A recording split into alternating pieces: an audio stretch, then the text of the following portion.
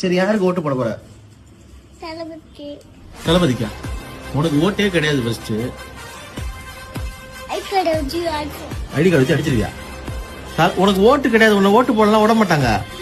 அடப்பா அம்மா, உனக்கு ஓட்டு இல்லம்மா, ஓட்டு போட விட மாட்டாங்கம்மா. சரி, நீ வளர்ந்து போடு ஓட்டு. யாருக்கு போடு வளர்ந்து ஓட்டு? டிவி கேக்கு தான் போடுவியா?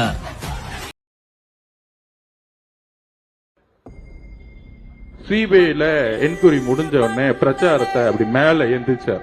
டைவர்ட் ஆயிட்டேன்னு நினைக்கிறேன். இதுதான் நம்ம பிரச்சனை. அவ்வளவு கோவம் உள்ள இருக்கு. அப்ப மேல எந்திரிச்சாரு. அப்படி எந்திரிச்சு மேல நின்னு ஆரம்பிக்கலாமான்னு கேட்டாரு. அப்படி மேல எந்திரிச்சு என்ன பண்ணாருன்னா சிபிஐ ஆபீஸ்குள்ள இருந்தே மேல எந்திரிக்கிறாரு. அண்ணனுக்கு தைரியம் இருக்கு, அது வேற மாதிரி தைரியம்.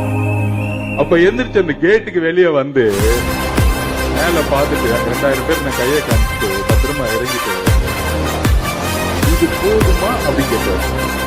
இது போதுமே அப்படின்னு நானும் சொன்னேன். அப்ப இன்னுமேட்டு இந்த எஸ்ஓபி இதெல்லாம் கிடையாதுல்ல அப்படின்னு கேட்டாரு. எங்க வேணா போலான்னு தேர்தல் கமிஷனோட ரூல்ஸ்ல எல்லா தலைவரும் எந்த ரோட்டுக்கு வேணா போலாம். இன்னுமேட்டு ஒவ்வொரு நொடியும் நான் மக்கள் கிட்ட இருக்கணும், வேலையை ஆரம்பிங்கன்னு சொல்லிட்டாரு.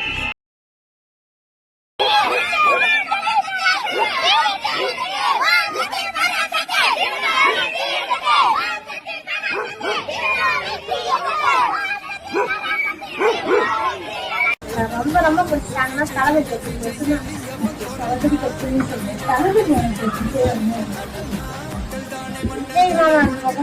விஜய் கை நீட்டா பத்தாது. விஜய்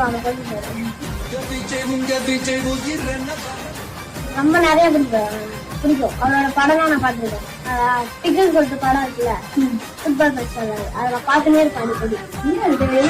அது வந்து விளையாடுறல அது